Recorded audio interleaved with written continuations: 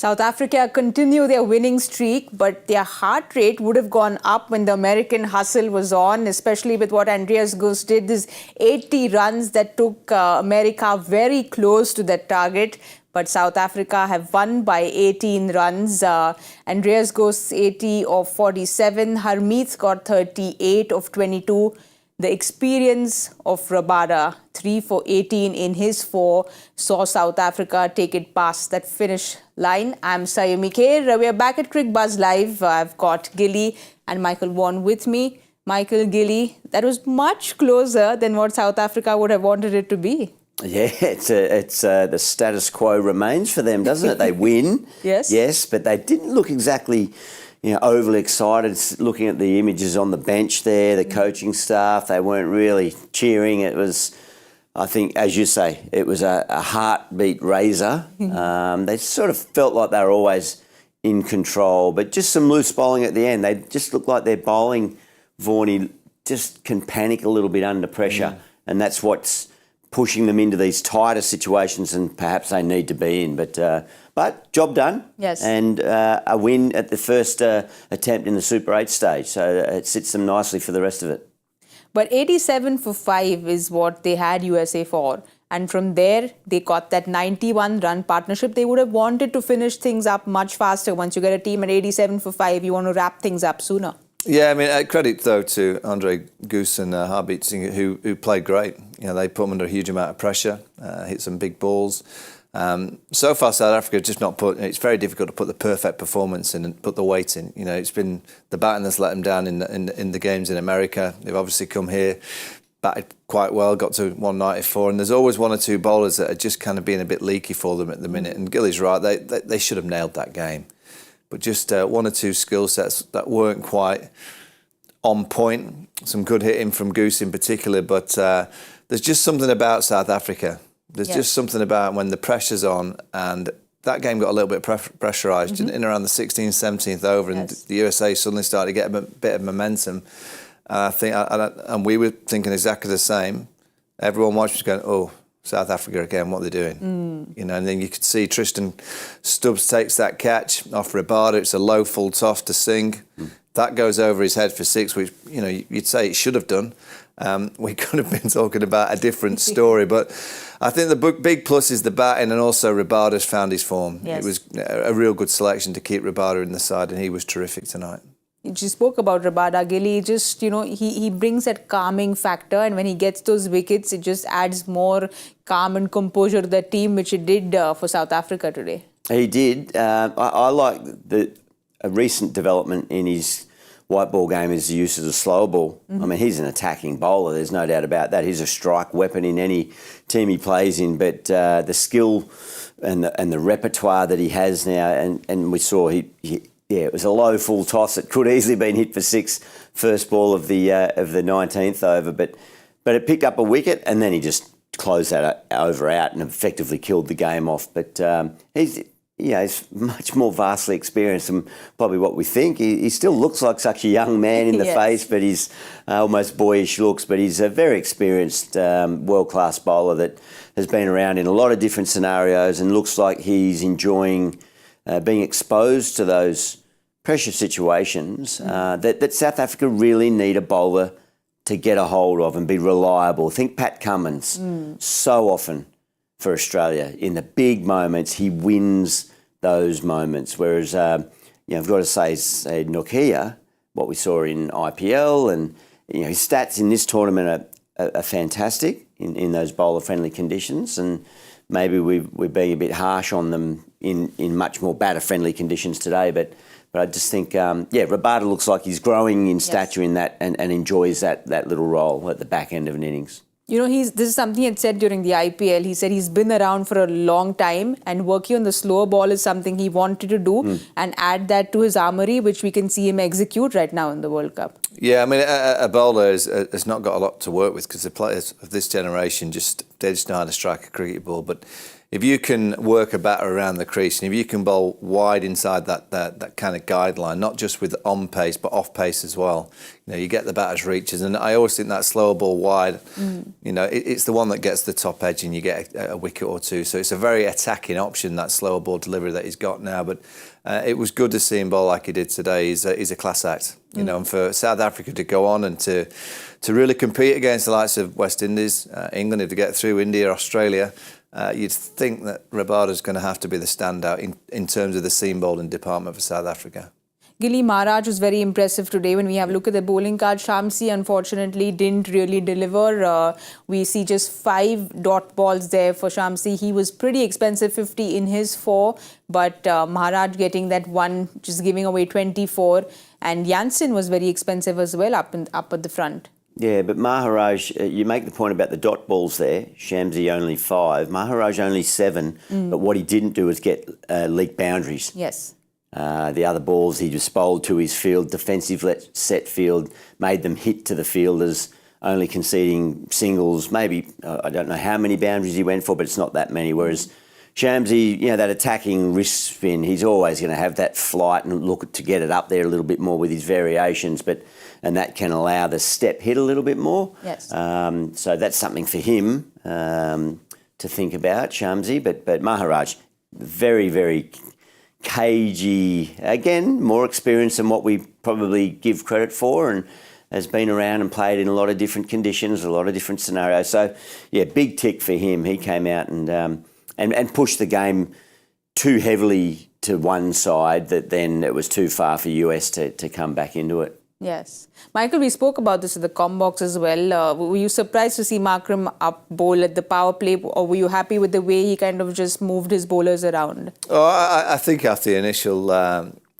second over of bowling himself, he did pretty well. I don't think he'll be bowling the second over again in this tournament. I've seen it too often in this tournament. I mentioned Will Jacks against England, to the 2 left-handed Australians. Well, you could argue that gave Australia all that momentum. Yes. Now, when you've got someone that can bowl 90 miles an hour with a brand new ball, surely you've got to get him bowling. If the ball's absolutely ragging square, I completely understand it. But, you say to a left-hander, who do you want to face? You want to face a part-time off-spinner who's not going to rag the ball, he's just going to try and dart one in and around your off stump. Or do you want to face someone that might hit you on the Swede? I'm pretty sure I know which option they're going to take. They all can play the lap slog now. Most of them can play the reverse, so it's very difficult to keep these left-handers quiet. But I kind of get why they do it, because the matchup says spinning away from the bat. But when there's only 2 fielders outside the circle, it's very, very difficult. The captaincy from Markram was, I think, as a general rule, pretty good. I just wondered whether they might have done something, just a little subtle change to the use of Nortje.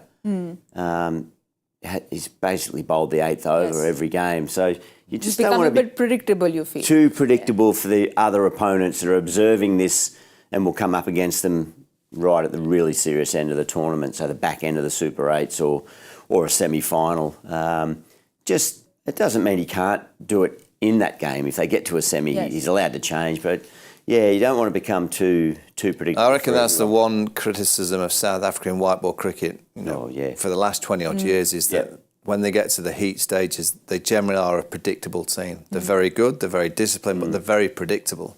And I think in this format in particular, you've got to think out the box. You've almost got to bluff the opposition into thinking what's going to come next. Because if you know it's like England, Adil Rashid bowls the 7th over. I wrote in my column, if I was playing against England, I would have a player of outstanding quality of spin making sure that they're in the 7th. And when Adil Rashid comes on, I'd whack him. Yes. Just try and whack him, because then he's not going to bowl the 9th, potentially.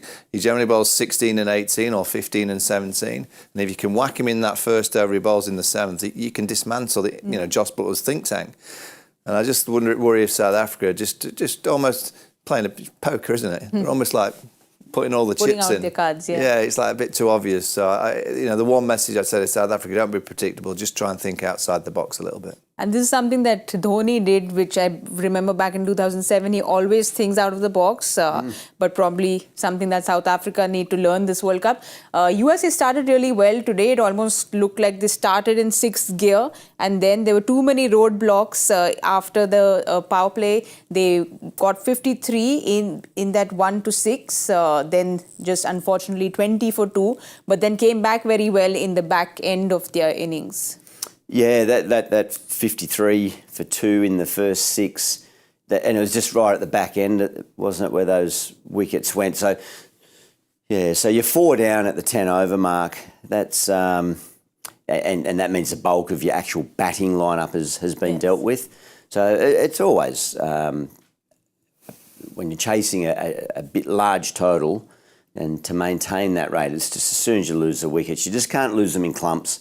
And we say that across any format of cricket, even in Test cricket. If you lose 2 in a row, it's amazing how quickly that can sweep the momentum around, even in a 5-day game. So that was crucial. That made it really challenging. Poor old skipper today, Aaron Jones, he's had a tough run of it after his first couple of games, and just got that outside edge. And then we spoke about Shamsi before, but he picked up a wicket with the very first ball. So that's impact. That's coming in and stamping your authority very quickly on the game. And but yeah, that it was a lion-hearted effort. It was a fighting effort. Again, we're talking about the USA cricket team here, and they've just taken a very, very proud, strong cricketing nation almost to the wire in a Super 8s game in a World Cup. So it's great progress for them. Well, a man who led it was Gous, and how impressed were you all to see him. He's playing against his own nation. He used to play under 19 cricket back against that. So I think, you get that extra energy when you're playing against your own nation, I guess, and we saw that today. Yeah, extra energy, or sometimes extra nerves, but he coped with it brilliantly. He struck the ball. I mean, those sixes were tremendous.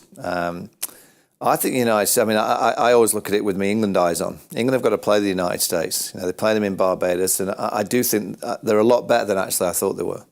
I've seen them at the early stages of the tournament. You kind of keep an eye on it, but, I've just seen a batting unit that could cause damage. Yes. They could really damage it. If you arrive and play against the United States and you're not on it, and you're not quite switched on, and you think it's just going to be a walk in the park, they could surprise. They've got the West Indies and England to play. Particularly, I think England are vulnerable against that kind of team. We saw them against Scotland in that game in Barbados, and their batting lineup is a lot better, and deeper than I gave it credit for. I think they've got some really quality players, and Gous tonight was a standout. I thought Stephen Taylor, he set the tone. He went out there and played exactly the right way. When you're chasing 195, you have to go out and strike. And he struck a few early blows, particularly off Markram in that second over. So they're playing the right game. And that's what I like to see from the lesser teams, if you like, the minnows. You always want to see them playing the right way. Go and play T20 cricket the right way. You might not have the skill sets, you might not have the quality compared to some other teams, but if you keep buying into playing it the right way, you will catch a team, and you'll catch them out on a given day. And if they continue to play like that, they might surprise either the West Indies or my team, England. A lot of teams traditionally, the lesser-known nations would get to 5 for 70 and go, okay, well, let's not get bowled out. Let's be 8 for 130, and that's a solid performance against our. But no, they just get no fear now. And probably Stewie Law. Stewie Law's the coach. Yes. And he's probably saying, guys, this is the way we're going to play. Nothing to lose. They've already qualified for the 2026 T20 World Cup. The Olympics are in America in 2028. So they know, this group of players know that this isn't just a little short-term moment for them. They've got the next 4 years pretty much lined up for them. So great opportunities for this set of players and those that are going to come through. And also they did this without their captain. Aaron Jones was a stand-in captain. We know that Monank Patel is one of their lead batters as well. So they've managed to put this up without their captain. Yeah. Well, that'll give them a nice bit of confidence there. So, just those couple of quick wickets there. Nitish and Jonesy coming in and out pretty quickly. Our man at the bottom didn't have a great day. He has Deep Singh. He's had a difficult day. Yeah, but with the bat and the ball, because it was pretty close at that point. But Harmeet Singh had a wonderful day. Yeah. Couple of wickets. Nice Story tight of economy. two players in the T20 cricket. You can either have a golden day, or sometimes you Yes. just don't get the rub of the green. But that partnership that they got going, I think 91 runs between the both of them, Andreas Gous and Harmeet. They took it very, very close. Michael, I know you and I were screaming in the green room when those 2 sixes were hit. So this could have tilted anyway. Yeah, and also, the hitting quality. They're not hitting bowlers that have not bowled against the best players in the world for a number of years. Shams is a high-class spin bowler. I mean, he's a mystery spin. He's been doing damage for quite a number of years now, but they read him. They went right back on the stumps. They pulled him nicely. He does give it a little bit of flight, so he opened the invitation here to try and strike him, but they struck him well. And against the seamers, they played some beautiful strokes. So they played well. That's all. And again, Stewie Law will be desperate to win the game, but I think when you're playing at a standard that you have to accept is a little bit high, you just don't want to disappoint. You don't want to let the dressing room down. You don't want to just turn up and fold. Yes. They've put in a tremendous display once again. And I guess it's a reminder we shouldn't underestimate the confidence and self-belief that a team like the USA have, and individuals. Andreas Gous has scored a 90 off 50-odd balls in the ILT20. And, that's a tournament that's attracting some of the bigger name players around the world. So they're gaining exposure against these type of individual players. Now they're trying to do it together as a collective unit against national teams. So it's a bit of foreign territory, but yeah, they'll have a lot of self-belief. Well, I think Markram saw him play and said, he should be playing, going back to South Africa and playing. He was so impressed with the way he played. Yeah, I mean, he's a good player. I mean, clearly, if he's come through the South African system and he's played for the under-19, he's obviously a good player. And I guess he's just gone on a different cricketing journey. He's seen the opportunity in America. They've signed him early. They've given him a nice contract over a few years, so he knows he's guaranteed to be playing cricket in America. But again, you play like he's just done tonight, and if he does it again against the West Indies, against England, he won't just be playing in Dubai in the MLC. He'll be getting a knock on the door from other franchise owners around the world. So a great opportunity for all these players. All right, it's the first game of the Super 8. South Africa have won. So let's have a look at the points table and see what movement we have there. I mean, just the one game, South Africa win, and their net run England rate. in second. England. They're already through. Photo of that. Michael's eyes went straight there. Went straight there.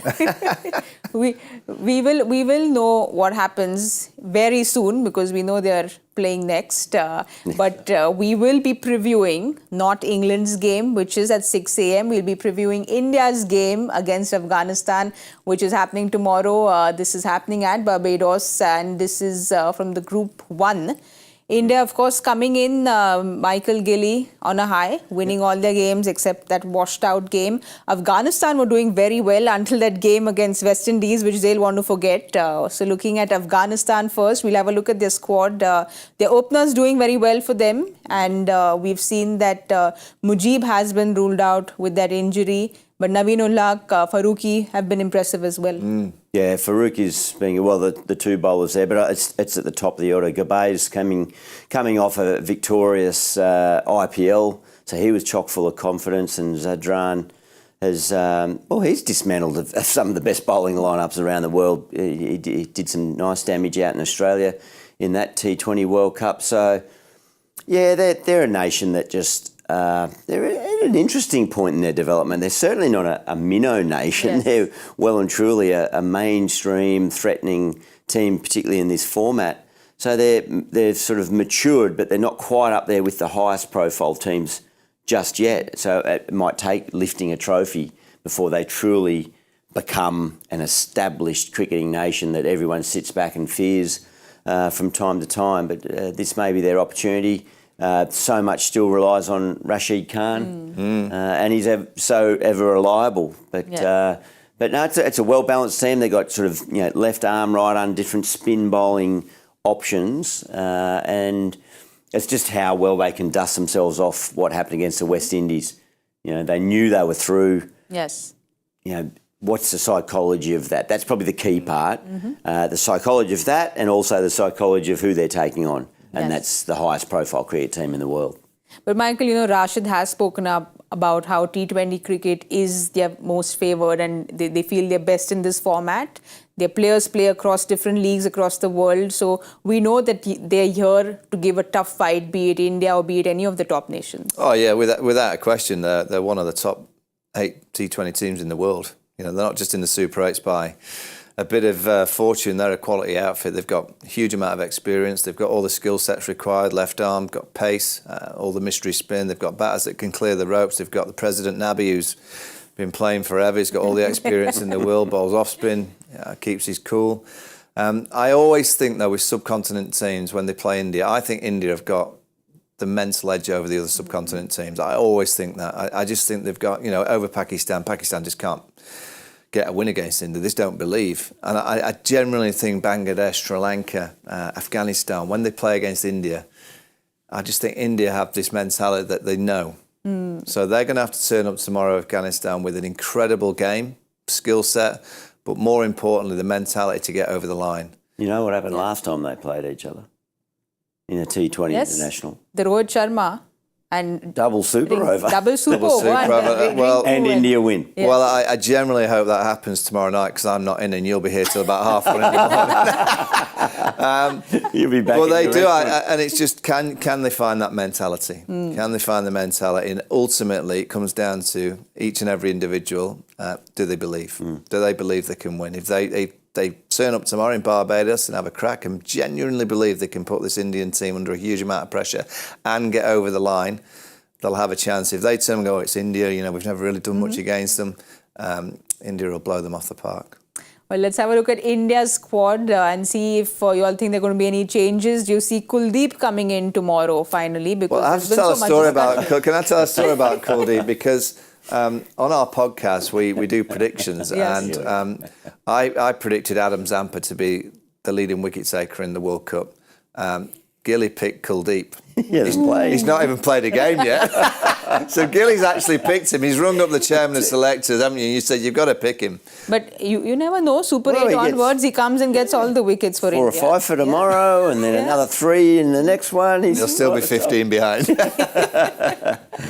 That is one change that I think could seriously come into consideration. And I think if they do make a change of another spinner coming in, I would say they'll go with the wrist spin of the left arm variety as opposed to Chahal coming in. It seemed like through the IPL and then leading into this tournament that he just had the front running, didn't he? I don't think they don't need 4 seamers, and particularly now Hardy Pandya, he's bowling great. Yes, he's bowling been a very real well. kind of plus for India with the ball in hand. And then you've got the likes of obviously Bumrah, and then I guess it'll be Arshdeep Singh the left arm. So it looks like Siraj will miss out, but Kuldeep's been bowling beautifully. Maybe they've been storing him up. Maybe they've been storing. Don't show the opposition too much of Kuldeep. Believe it till the Super 8s, but. On these wickets in the Caribbean, I'm pretty sure he's going to be playing. Gilly, just so you still feel you can win your prediction, Mohammad Shami in the ODI World Cup came in midway and then he was the highest wicket taker. So it can happen, can't it? Thank you. Yeah. He can come in, but I think for all Indian fans also, we'd want a Virat Kohli knock because, we've not seen him fire this World Cup. So I think all Indian fans want that. Just on Virat, I did have Virat as the leading run scorer. So you've got one each now. Both these two have to. At least Virat's off the mark. On the park. At least he's on the park, let alone off the mark. Yeah, at least well, that's testament to a quality cricketing team, isn't it? If you get a player of the calibre of Virat Kohli not scoring any run or not getting many runs and you're still winning. Yes. That's nice to know. A bit like South Africa today.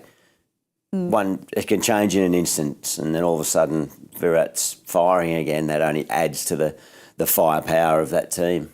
Because everyone we've had those tick marks. If you look at the whole card, there's been Rohit, there's been Surya, there's been Pant, and of course it's been a bowler-friendly first half of the tournament. So I think it's just Virat that tick marks needed from Virat. Yeah, but go back to the IPL.